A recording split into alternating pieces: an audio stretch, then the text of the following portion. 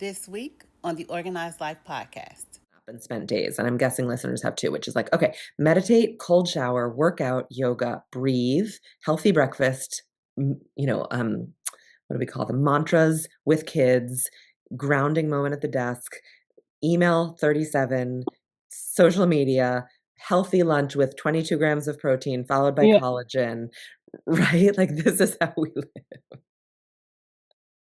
Yes. Versus I open my eyes first thing and I think, how's today going to go? Yes. I want to be strong. I want to be connected to the people around me that I care about, direct and indirect, personal and professional. I want to be present so that I catch all the cool stuff that's happening and can handle the hard stuff. And so that's how I'm going to start my day.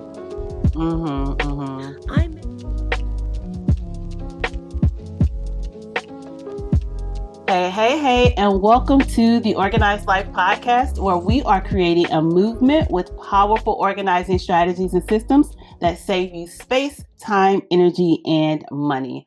I am your host, TakillaRene, the life organizing strategist, professional organizer, and the owner of Xtreme Audacity Organized Solutions.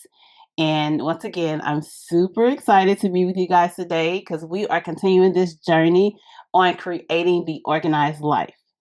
The journey that's not just about or getting your space organized, but it's about creating a life full of peace, productivity that pushes you towards purpose.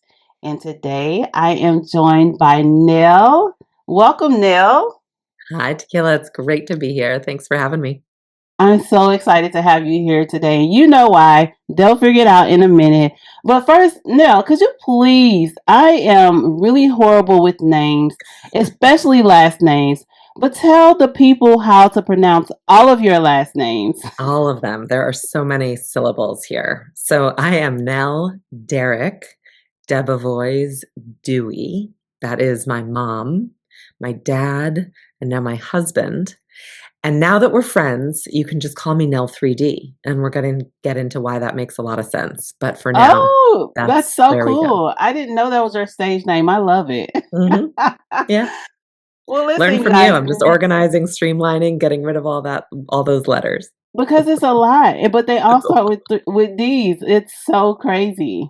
And it's lead in 3D. It's what I do, and we're going to talk about it. But it's too perfect. That's so cool. Yeah. Well, listen, you guys. Nell, she is a subtraction at listen. I can't get it out. Activist. Okay? Yeah. All right. She helps women who influence capital and culture find success that feels good as it looks. She's also a Harvard trained, and she's educated by horses. All right. If that doesn't sound intriguing and interesting enough for you guys, I don't know what will. All right. So, for the people that are learning about Nell 3D for the first time, would you please, first of all, tell us about the 3D, like you were talking about, and tell us a little bit more about you, what you're up to, and like how did you get in this field of your profession? So I'll share some backstory, which is that when I was 12 years old, I switched school districts from an urban school in Hartford, Connecticut that was fabulous, like really neighborhood. I walked, the teachers were great, the parents were great. It was everything that I kind of hoped public education would be in the United States.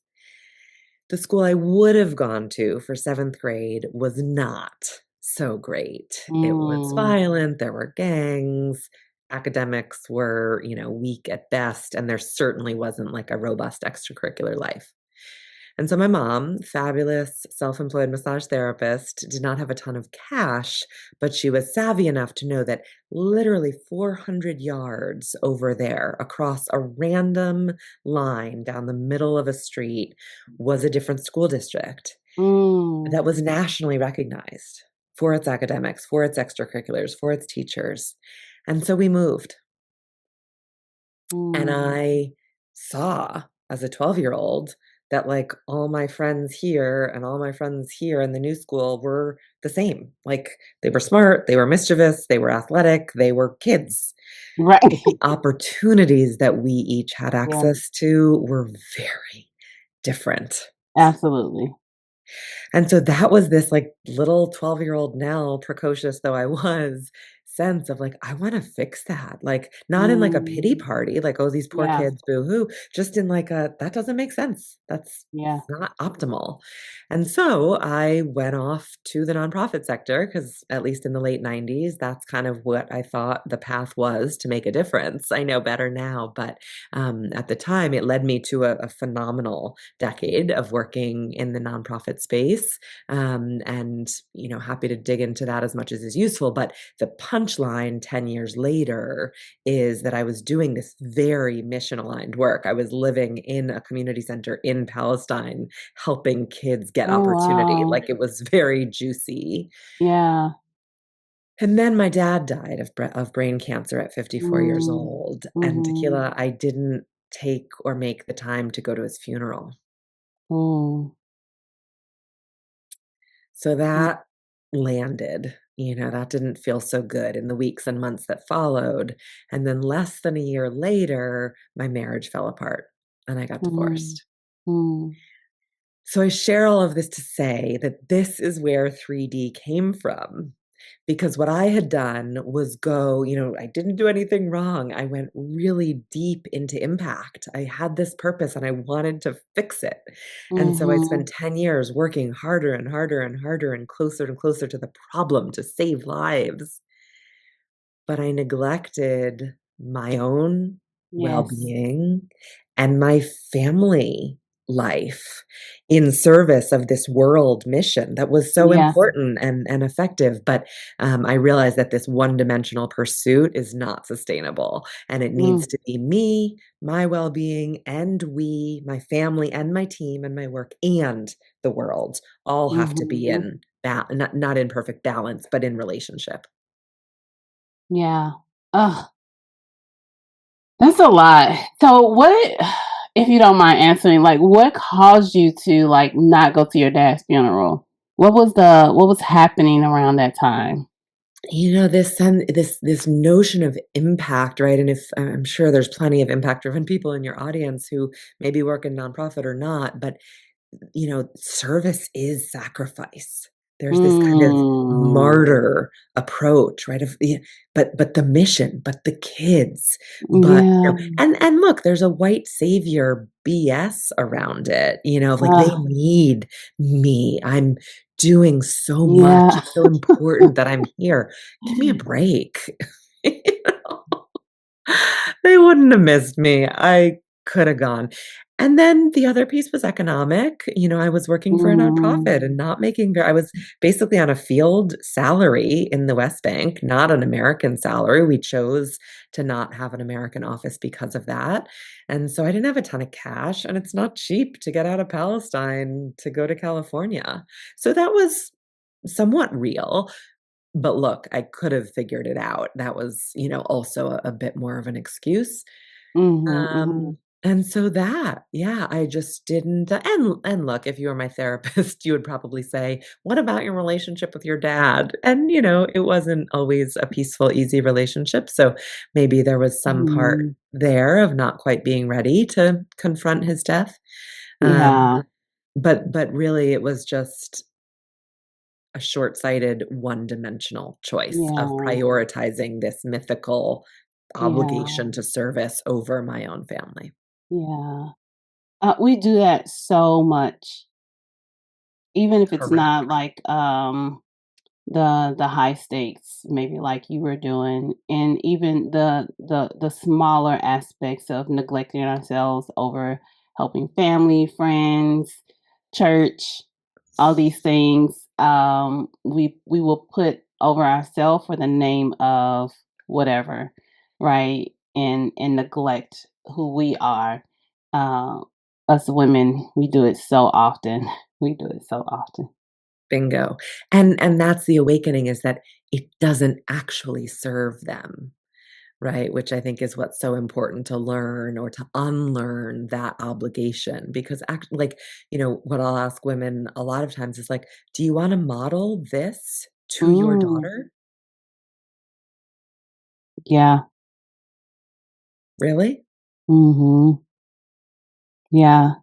One of the reasons I broke off my marriage because I didn't want my boys to think that what was happening in our relationship was okay. And so, like, you gotta look at what you're modeling, especially for the people that are looking up to you. No, I don't want them to think that this is okay. Bingo. It's so Yeah. important, and I think for better or worse, that reframe is what it takes people, right? Like we won't step away for ourselves, which, Mm-hmm. we can analyze that later, Yes. Yeah. but it is helpful to have that reframe of like, oh God, no, I don't want them to live like this. It's Yes. like, okay, well then don't live like that yourself. Yeah. Absolutely. Yeah. Mm, So you've worked in high stakes nonprofits, right, and humanitarian environments, and you studied leadership across elite global institutes. So now, what did you begin to notice about high achievers, right, that made you question the traditional hard work model? such a good question. There's 2 things to it. One is that there's this false idea of stakes, you know, Mm-hmm. and look, all of our work and lives matter, of course, in whatever way we're contributing, whether no matter how mundane it is, right? Like all good, whether you're making bagels or doing a legal contract or Right, anything in right. between, it all matters. Truly, it all ladders up to Absolutely. our world.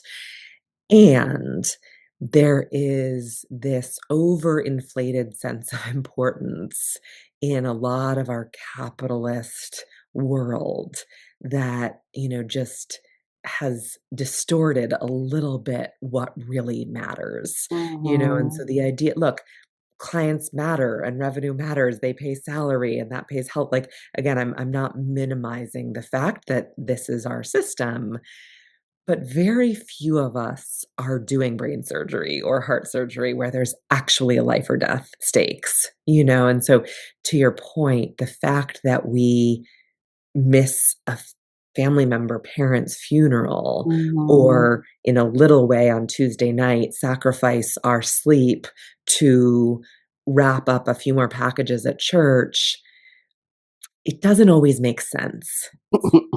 You know, there are places for hard work. I'm not shy of hard work. I encourage all of you out there being high achievers to continue to, it's a laudable thing to be willing to Mm-hmm. to give in that way and have that discipline. So, I'm not saying there's never a place for it, but I Right. invite us all to subtract the default of more. Mm-hmm. And this is the second piece that I see among high achievers is that we have been trained and rewarded and incentivized to always add more. Yes.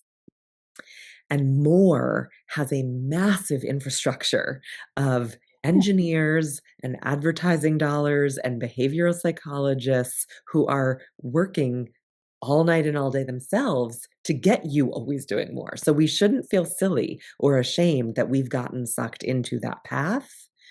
But my activism is around unlearning that Mhm, and mhm. letting go of that default and recognizing that we can only improve things when there's available capacity.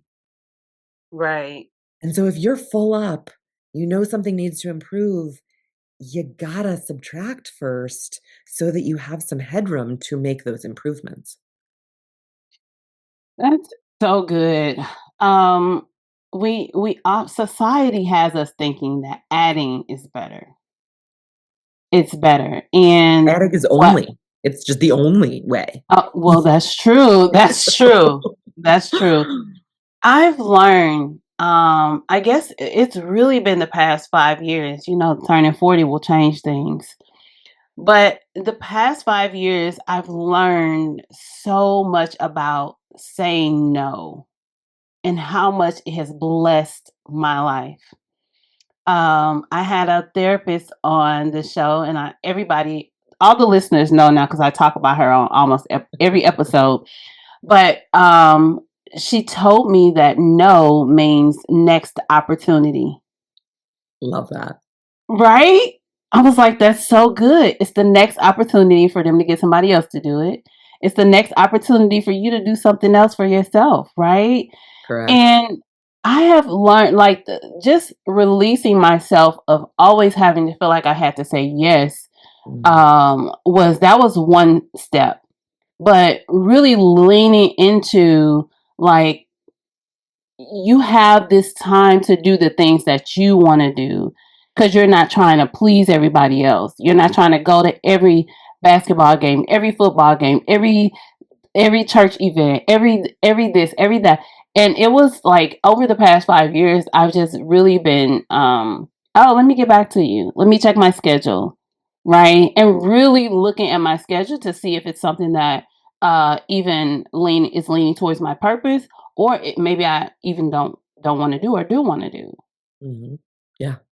And can I ask you a question, Tequila? I know Yeah. I'm in the hot seat, but I mean, this is your business, Yeah. is organizing and filtering and letting go, no? Yes. So, Nell, early on, it was about organizing physical spaces. And I learned quickly that, okay, my physical space has always been in order, but my life has not. And so that's how I started learning about creating the organized life, not just on in my physical space, but like how I'm getting up in the morning, how I'm going to bed at night. Mhm. Like those things, I realized that they were important also, right? Overbooking myself was a big one. That probably was the biggest stressor I had because I was saying yes to everybody and everything. And so I would overbook myself. But I didn't realize even having an organized space does not make you an organized person. Mm. And so, Yeah. yeah, that's what I do now. But before it wasn't like that. It was Mm. like my physical space is organized, but my schedule was a mess. Yeah, yeah. Yeah. It's so funny. That's how I really came to this subtraction activism was, I was aligned, right? I had had this 3D awakening. And so for the next 10 years after that realization, I ran a company helping people to integrate the me and the we and the world at all stages. I mean, it's a lifelong journey, right? So we were working with MBA students and with retiring executives to really get that alignment, not necessarily balance because it's always evolving, but to align me, we, and world. And so I was jamming. I was on that. I was building this great my step family, my second marriage, and learning to raise adult kids in that way, and loving where I was living and being in nature more. There's a lot going right. And I'm on the way to the trainer because perimenopause, post 40, Yes. gotta build muscle, so I'm building muscle. So I'm driving to the trainer, and Yeah. tequila, I did not touch it, not that I never do, but I glanced at my cell phone, which was enough for me to Mm, go out of my lane, mm. head on into a 20-ton truck. No way. No way. Scary, scary, scary, scary. My angels were working hard that day, and I and Ah, the people in the truck walked away unharmed. So, good news. But I share it to say there was this, y- my work, my head and my work mm, was all about presence. I mean, yeah, you've seen, we do yeah, mindfulness, we ground, we hang out with the horses. Like it's very, but in, like, the in-between times, like, just tasks, driving, by the way, the most dangerous thing I do on any given day, because otherwise I'm just right, sitting here right, writing a blog, like, there's really not a right. lot of danger happening. Most dangerous thing I do all day, and I couldn't be present, Ah, and it almost cost me a lot, a mm, lot. mhm, So I just feel resonance with what you're saying of that kind of physical, we overestimate so much kind of what we do and the core of our work when yeah, actually it has got to be 360, 3D, all in all the time, how we're yeah. thinking about this stuff. And you describe life and leadership as living systems rather than endless to-do lists, Mm, right? So, can you explain what that shift looks like in a practical terms for someone that's trying to create what we call the organized life? Yeah. So, I'll push a little to the extremes because I think it helps people see it. It's going from how I have certainly woken up and spent days, and I'm guessing listeners have too, which is like, okay, meditate, cold shower, workout, yoga, breathe, healthy breakfast, what do we call them? Mantras with kids, grounding moment at the desk, email 37, social media, healthy lunch with 22 grams of protein, followed by Yeah. collagen, right? Like, this is how we live. Yes. Versus I open my eyes first thing and I think, how's today going to go? I Yes. want to be strong. I want to be connected to the people around me that I care about, direct and indirect, personal and professional. I want to be present so that I catch all the cool stuff that's happening and can handle the hard stuff. And so that's how I'm going to start my day. Mhm. Mhm. I may meditate. I may take a cold shower. I may put the protein in my smoothie and add a little Right. collagen.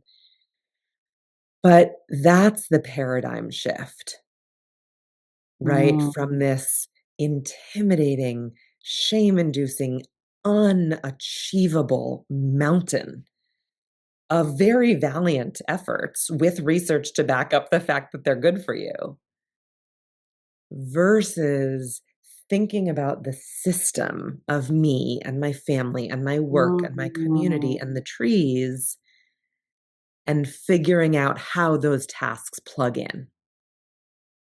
Yeah.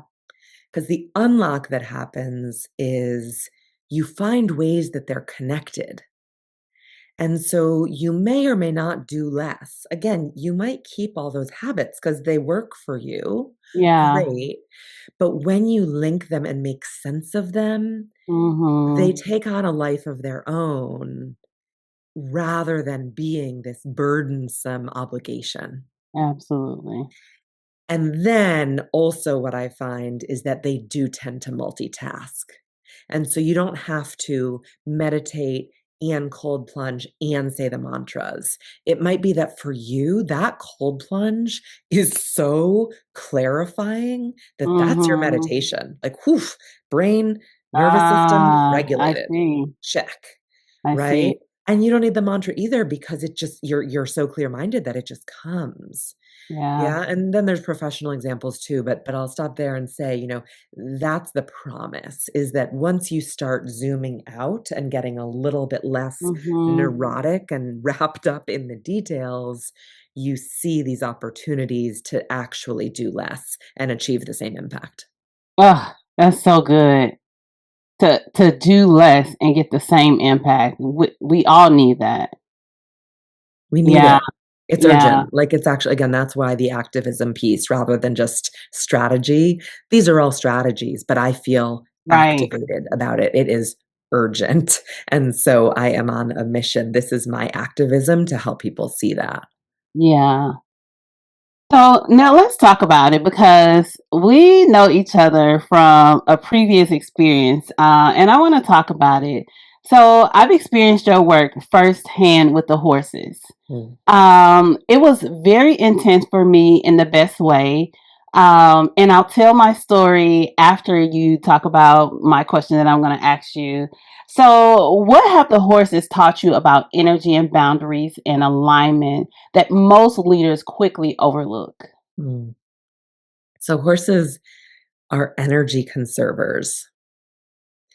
They're prey animals, and so by matter of survival, not because they have a great coach, but because every calorie they burn by flicking an ear or lifting a leg is a calorie less that can get them away from a predator in the wild. Mm, And so it's not that they're, like, strategic, but they have evolved to conserve energy. And so what that looks like is that in a given situation, when they want something or need something to happen, let's say they're mhm, at water, right? They're taking a drink. They need to hydrate, they're taking a drink. And another horse comes up, and for whatever reason, they may think, "You know what? This is my water. I don't want you to invade on my water." fair, they will do the minimum effort to get that desired result of getting the other horse to leave. So usually how that might start would be a flick of an ear. Now, Mm. these are 1,200-pound animals, as you know well, they're big. Right. So that's pretty subtle. But 8 times out of 10, maybe at least, that works. The other horse is tuned Mm. in. They're so present. That's another lesson they teach, that they Mm. see that signal and they back off. Mm. If they don't, no worries. Original horse number 1 will do something a little bit louder, right? They'll swish a tail. Now they've Mm. expended a little more energy. Now, very likely the other horse will back off. And if need be, if that horse is really aggressive or really thirsty or whatever, they will go to bite or go to kick at that horse, right? And so Mhm. now they're really spending some energy to get what they want done. But imagine if around your dinner table or at the next committee meeting, you started with the least possible effort to get your Ah. desired result. How would that feel? Oh, wow. Yeah. We feel like, well, in many cases, we go a little bit hard first. You think? Yeah, aggressive. This is I late. know. Why didn't you get this to me? I needed this for the client. How could you have Yeah. possibly? I told you 3 times that it had to be. Have you ever heard that?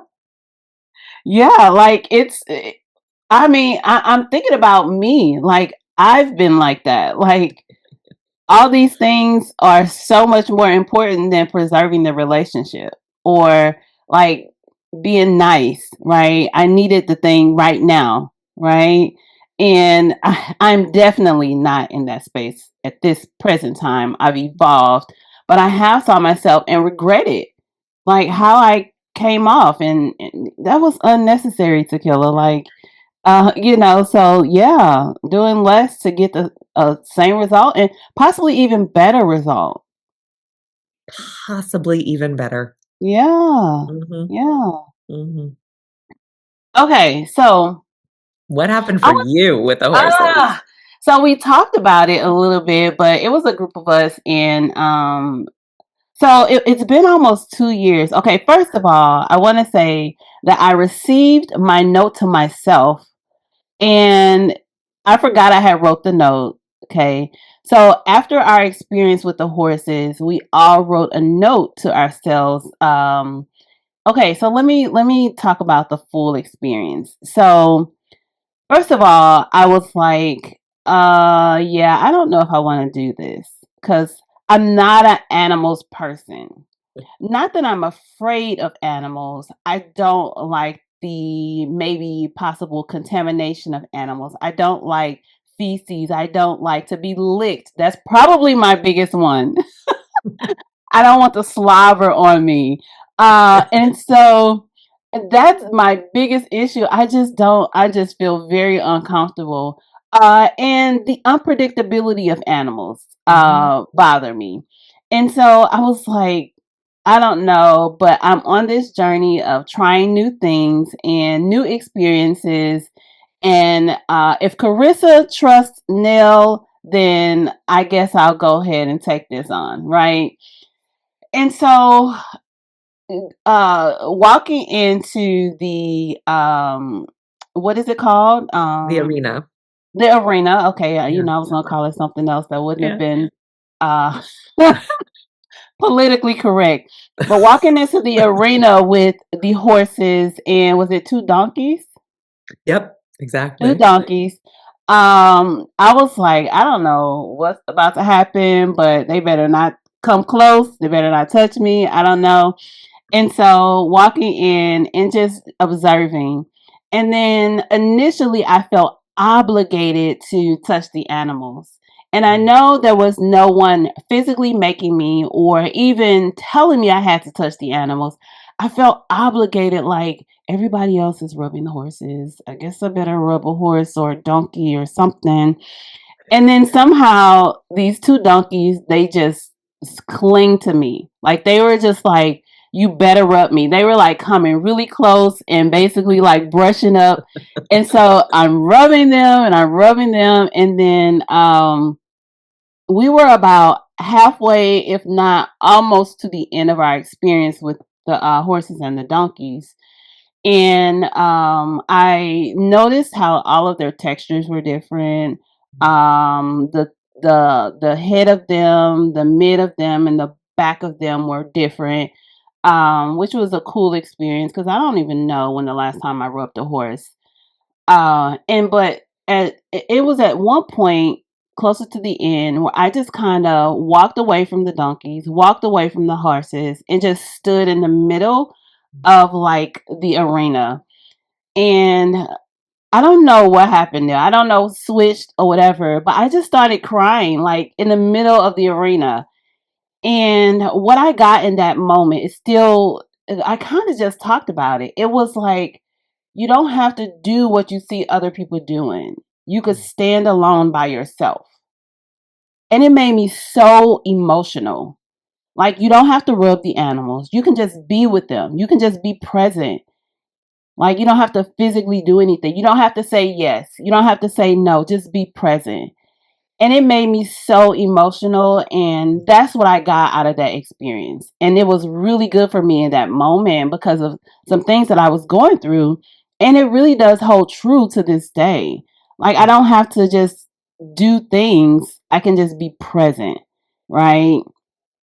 And so that was my experience. And then after our experience with the horses, Nell encouraged us to write a letter to ourselves that she would mail to us. Was it a year later now? About Yeah. that, 10 months or Yeah. so, It, yeah. it felt like somewhere around there, and I Mhm. got it. And I was like, first of all, I forgot that I had wrote it, Yeah, right? that's the And then idea. that was the idea, yeah. And then I read it and I was like, oh my gosh, it really touched me. It Mm. really did. And so I texted the other ladies in the group and I was like, did you guys get your letter that you wrote yourself? I'm sure but most of them had already got it and had acknowledged it. I was probably the later one because I don't check my mail as often as most people. And that's a organized life thing that I do. Like, we don't check our mail every single day. It's unnecessary. But that's, I digress. But I read it and it made me emotional again, and I was so happy that I wrote it. But my overall experience was amazing. It was very initially intense and all in my head, but once I went through the process, it was so good. Mm. Yeah. So good. I'm so glad. I remember so vividly your hesitation at the beginning. You were like, I don't know, I think there were like fish in a bowl when I was growing up, but I haven't really done much animal Didn't since say that. then. I remember. And I was like, okay, that's okay. No, first of all, no pressure. You don't have to, right? If nobody's going to force you to this, even Carissa. Yeah. And I really encourage you to. And to your point, in every session, I very explicitly say, you do not need to touch these animals, right? They are very sensitive. And so you are with them clearly, Mhm. even from 20 feet away or 5 feet away. You don't have to have personal touch. And so that journey that got you to touch and get over that, great. There's something in that. But then to step back and first of all say, I can do me. Yes. Beautiful. Yeah. And second, my presence, my being is enough. It's a lot. Mhm. I don't have to be Mhm. doing anything. It's so, so rich. I forgot about the fish, but that's definitely. As soon as you said that, I was like, "Yeah, that's me." Because as we were talking before, I'm with my dad, and he's the one that kind of got me into fish. I used to go to the fish market. If I don't know if that's even a thing anymore. It wasn't necessarily a pet store. Literally, they had all sea animals, like all type of fish. So I feel like I'm calling it a sea market. I don't know what it was. But we went all the time. He actually took my grandmother, and I always went on that field trip. And to this day, he has the largest fish tanks that anybody could have in their house. We have like three or four of them, and they're all type of fish. But so yes, fish are a thing for me and my family. And now so are horses. Yes, it was a great experience. Yeah. So now in my world, on the Organized Life podcast, we talk Mm, about systems, this mm, acronym that I have. I didn't create it. I don't know where it came from. I've done my research and I can't find the founder of it. A lot of people have taken claim, but whatever. But it's all about saving you space, time, energy, and money. So that's what the acronym spells out. mm. How does your concept of systematic subtraction help someone protect those four resources without feeling like they're falling behind? That Mm. space, time, energy, and money. Yeah, oh, it's so good, such a good one, and that's actually an amazing acronym. Mm, Whoever made that should claim that. It really yeah. it works really well. Um, so systematic subtraction, right, is partially why I love it because that's the first thing we talked about, right? You really looking at your life, all of those resources as a system is the important premise. And but then my system, I guess, or the sequence for subtraction Mm, is stop, drop, and roll. yeah. So you might have learned that in fire safety, right? Like if your sleeve is Yeah. on fire, God forbid, you stop, drop to the floor and roll around to smother the That's flames. So right. That's some of right. us feel like we're on fire these days, and that's a fair sentiment. So it works Yeah. well because I feel like people can remember stop, drop, and roll. So the idea here is stop is a pause to gather some data and look at how's it really going. Mm. Right, and data is everything. Data is, "I've had a headache for 8 days straight." Like, Oh, that's not normal, for example, right? Or, "My digestion's off," or, "My kid and I aren't syncing the way we usually do," or, "My clients are not calling back," or, "They're calling so much, they want so much more of me," right? Like, right. all of these things are data. It doesn't have to be, like, a university-led research study. It might be Right. that too, but I mean data really broadly. So, step one, this stop is maybe 60 seconds in the morning, right? Open your eyes. How do I feel? There's data. Maybe it's longitudinal. Last week I had 10 calls. This week I only have one. Last month I was having 20 calls a week. What's going on, right? So, stop and get some data before anything else. And this is not easy, right? We talked about the infrastructure of more and external shoulds and habits and shame. It's not easy to blank that out and get inside and collect this data. So I just want people to understand like, it might sound simple, it's not easy, and you shouldn't Mhm. be ashamed if it feels hard. It feels silly. Like, how do I not know how I feel? Because for however many years you've been on this planet, everyone's been telling you how you feel. And so You you haven't stopped. right? So the stop is a must. That's where we go first. The drop is the actual subtraction, right? So this is where we get into some of the Ah, savings. not fall on the floor drop. No, I Okay. mean, you might. You might. Some days we all want to, and I allow it. But not fall on the floor drop, but like release drop, Yes, I got it. right? Yep. But hedge as an experiment.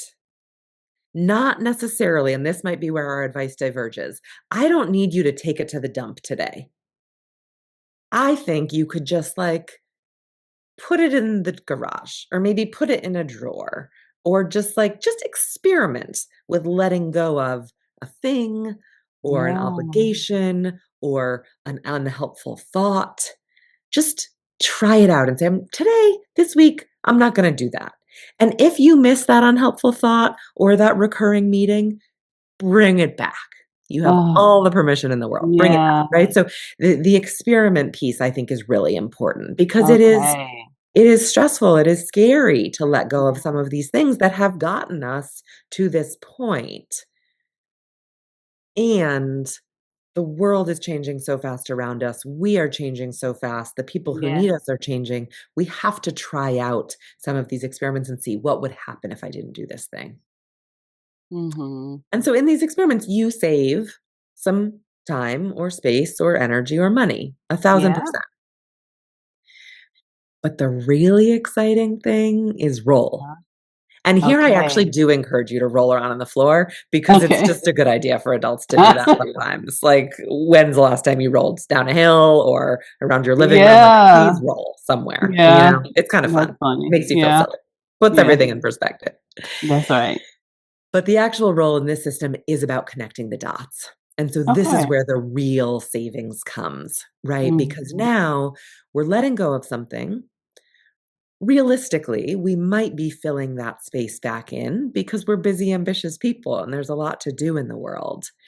But we're filling it in really intentionally with that system in view, right? So if we realize that we actually need some powder in our protein shake as well, for all the reasons that fiber is good for us, we're not going to get some new fiber drink. We're going to put the Mm, fiber in our shake and maybe right. add a little more water. And all of a sudden, that one shake is doing protein and collagen and fiber. Ta-da! Right? And so you get all that impact without taking up any more time or even Yes. space. Yes. Yeah. And again, more professional or formal examples, but I think that gets this idea across of role, which is that by connecting the dots, you Yes. unlock these win-win-wins, right? That are Yeah. good for you, good for the people around you, good for the world. And that is what allows you to do more good, to have more impact without Yeah. doing any more. Without doing more. You guys stop, drop, and roll, okay? So let me ask you this. What are some signs where that we realize we're overextended, but that we're overextended, but we don't realize we're overextended? Mm, yeah. So mine was this car accident, right? Like I Ah, literally drifted out of my lane and hit a truck head on. I encourage everyone not to have a car accident to realize, please don't look at your phone, don't touch your phone, don't text, use voice to text. It can wait, whatever you need to hear. But the hysterical thing that I've learned is that when I'm overextended and don't totally realize it, because I still am, this is not, you don't like subtract once and learn. It's an right, ongoing, right, right, it's a right, right. practice. I'm doing a Yeah. 100-day practice right now, which I'll send your listeners a guest pass to join me if you're interested, because Awesome. it's a Yeah. practice. You've got to do it day in, day out to counter all of the messages about more. And so one of my favorite red flags is that I bump into cabinets walking around my house. Ever? Have you ever bumped into a cabinet or a table Or a wall. Yeah. or a wall? Yeah. That's not okay. That's not okay. Like, we need to not normalize that. It's not Yeah. totally okay. And look, I'm a little clumsy. I'm sure, but it's not okay. The other day, I came home from a trip. I was banging around trying to settle back in and unpack. I opened the dog towel door to get a dog towel to dry the dogs. And Takilla, I didn't close it, I guess, but I picked my head up and hit the Oh, door so hard. The door now doesn't open. I misaligned the woodwork on the cabinet with my head no because way. I was banging around so fast. Like, this is a red flag. Oh Do my not gosh. rearrange your woodwork with your head. And so You these know, that's collisions our parents will ask the floor, "Are you okay?" Not our head because our head is so hard. So the cabinet is not is not okay. okay. It's actually not okay. Like, it needs a doctor. I haven't figured out who to call to realign the cabinet. True story. And so look for those little collisions, right? And again, please do not get in a car accident. Driving is actually it's probably the most dangerous thing also that you do in any given day, statistically. So don't get into a car accident, but pay attention to those collisions into a table, into a friend, right? Those times when you are so excited maybe to see somebody and you show up and then they say something or they're 5 minutes late and you say, "Why are you 5 minutes late?" And they say, "You're always 10 minutes late." So, whatever. You have these little collisions with yourself, with a friend, with a table. Pay attention to those. Those are data that you might Yeah. be overextended. Yeah. Oh, that's so good. Um, one of my overextensions is me just I feel very discombobulated and can't focus. So I have a lot of things on my plate and I don't know what to do. This is Anytime, weird. I'm not sure. I've never talked to anybody who has this problem.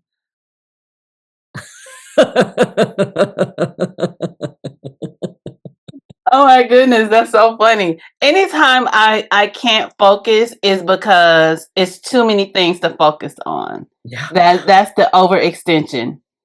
Yeah. Welcome to 2026, right? Oh yes. Yeah. I can't fix it, you know? And this is not a prescription. It's a lens, right? It's a paradigm shift of seeing the world Yeah. differently. And so what I would say to you and the 2 or 3 other people who might feel a little overwhelmed right now, weirdos, Yeah. is recognize that always more is not okay, that your success is going to come from taking something away. And Yeah. so, look, you're optimized person. You're a productive, thoughtful, intentional person. So are your listeners to differing extents at different times. But this is Mhm. not like, oh, I know I won't eat bonbons for 4 hours on the couch and then I'll have plenty of time. Right. No, no one's sitting 4 hours on the couch eating bonbons. Yeah. And so it is hard choices between perfectly valuable meditating is a great idea. Cold plunging has been shown to be scientifically good in some ways for some people. Protein is healthy, fiber is good. Saying mantras can really change your day. Connecting with your kids is a fabulous way to spend time. So is a thoughtful Mhm. work session. These are all good things. Yes. So I don't know. I can't tell you how to prioritize them. Yeah.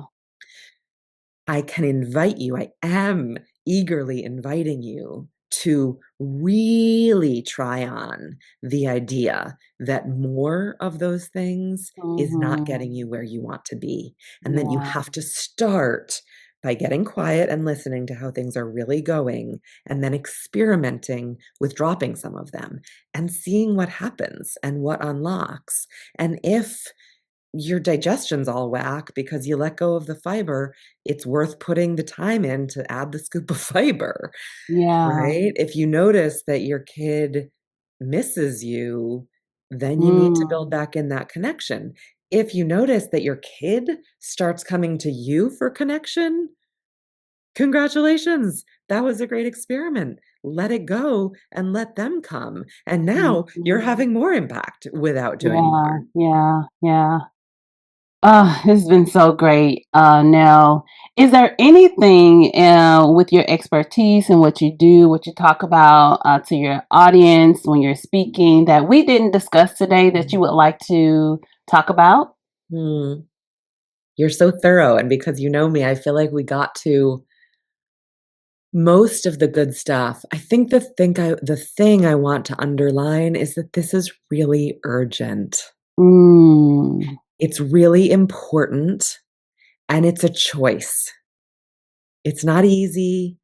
Nobody's holding you accountable for it. There's no infrastructure to this way of living. So it just depends on you and how you want to live this life and how you want to model this life for your daughters or your sons or your neighbors. And so urgently, I yes. invite you to make the right choice about how you want to live. And my suggestion is based on my experience and hundreds of people I've worked with that it might be time to do a little bit less and Yeah. see what magic emerges when you connect the dots. So listen, you guys, do less and stop, drop, and roll. That. One of the things we didn't get to talk about, and you guys just hit Nell up if you want to hear more about it because we're so running out of time. It's just been a great conversation.